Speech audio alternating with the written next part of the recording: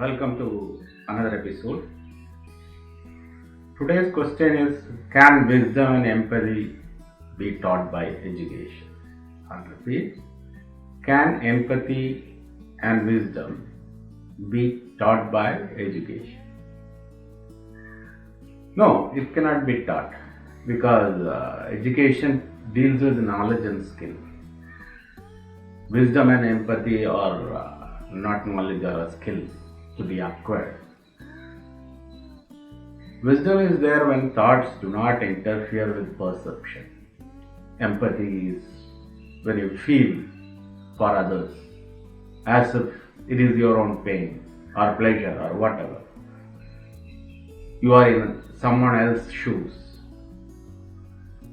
So that is empathy, and you should be compassionate and sensitive to others to feel the empathy. So first let us see Krishnamurti's talks 1949 and 50. From that we'll see some extract.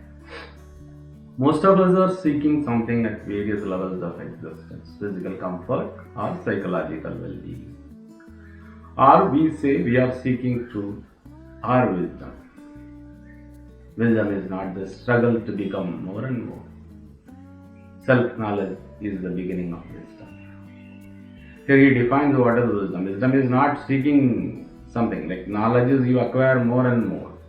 You store it, you acquire it. But wisdom is self-knowledge. Knowledge about understanding yourself, truly what you are. Without self-knowledge you cannot know anything.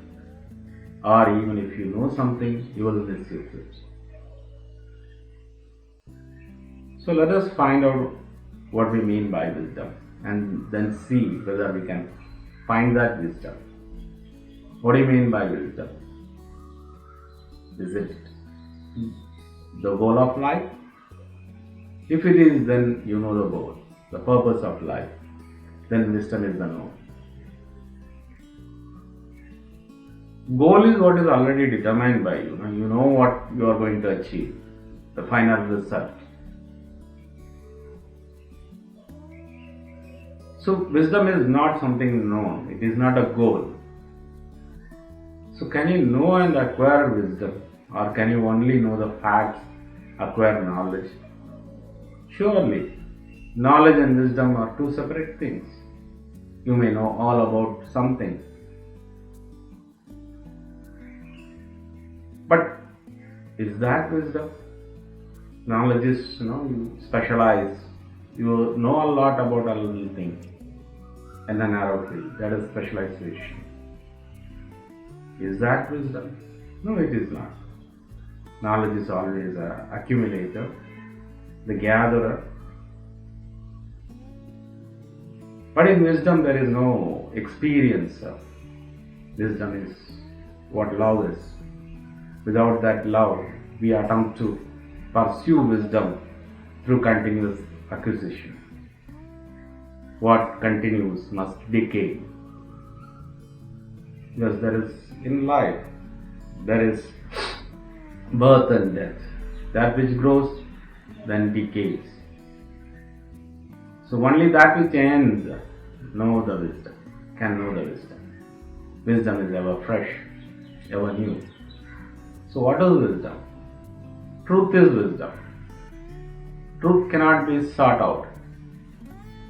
Truth comes only when the mind is empty of all knowledge, of all thought, of all experience, and that is wisdom.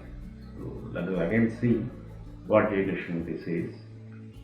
What is wisdom? Truth is wisdom. Truth cannot be sought out. Truth comes only when the mind is empty of all knowledge, of all thought, of all experience. So when you are empty of all your thought and knowledge and experience, then that is the wisdom. That is when truth is there.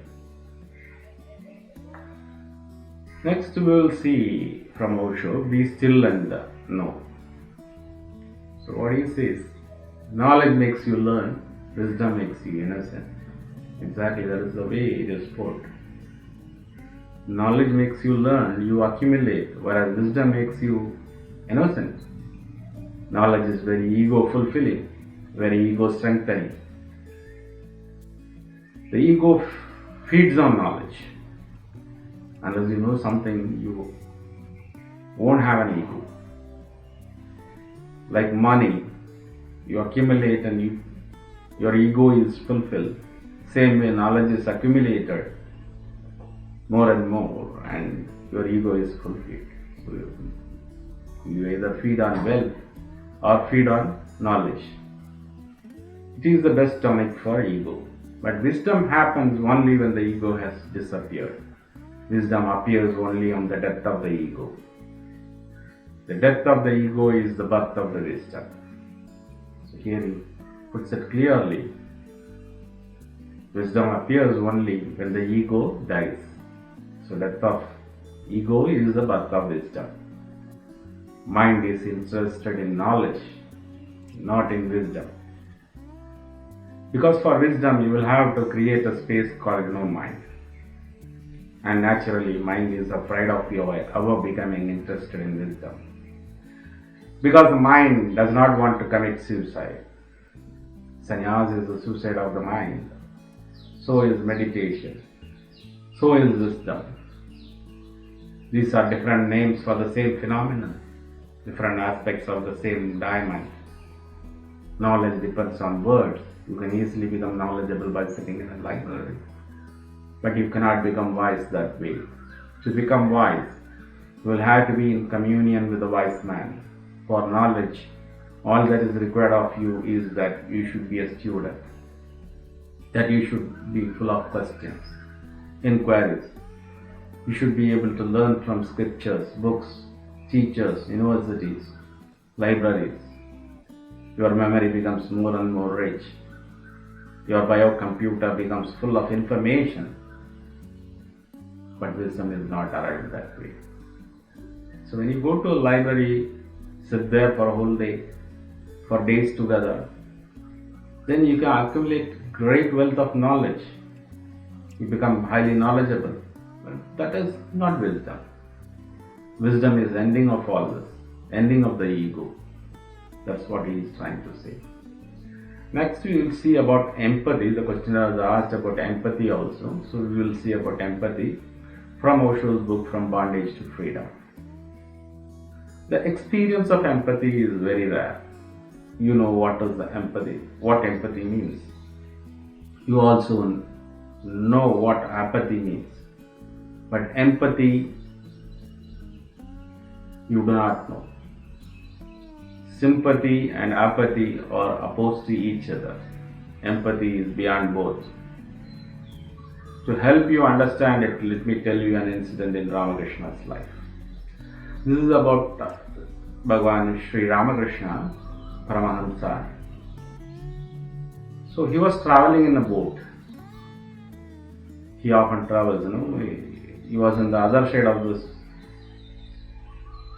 shore of the Ganges river near Calcutta. So he has to cross by boat often to come to the city of Calcutta if he has to meet somebody. So on one such time when he was traveling in a boat on the Ganges, crossing from one shore to another,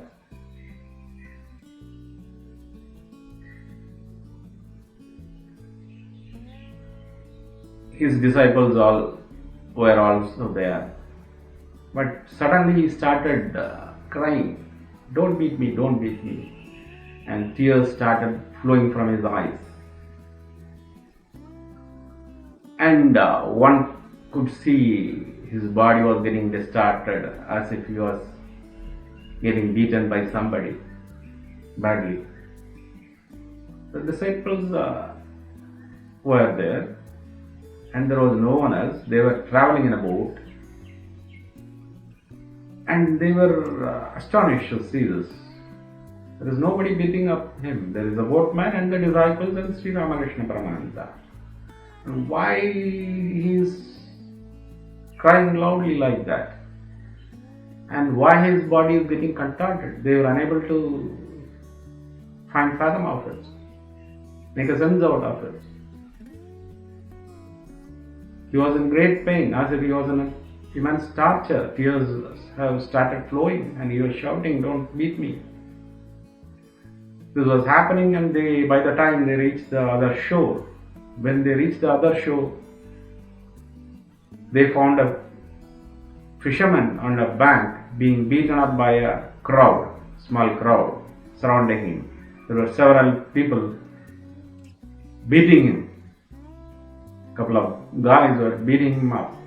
And the strangest thing these disciples noted was wherever the fisherman had bruises, swelling, same thing was visible in Sri Ramakrishna's body.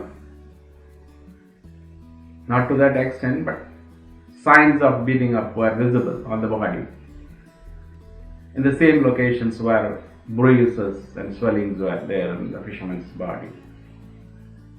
This was a mysterious phenomenon. They asked Sri Ramakrishna, "What is this?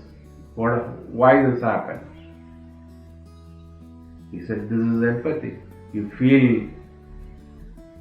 one with the other. The identity is broken between you and the other. There is no boundary. There is no ego. There is no boundary. So when other feels thirsty, you feel the thirst. When other feels the hunger, you become hungry. Others' joy become your joy, but others' pain also become your pain.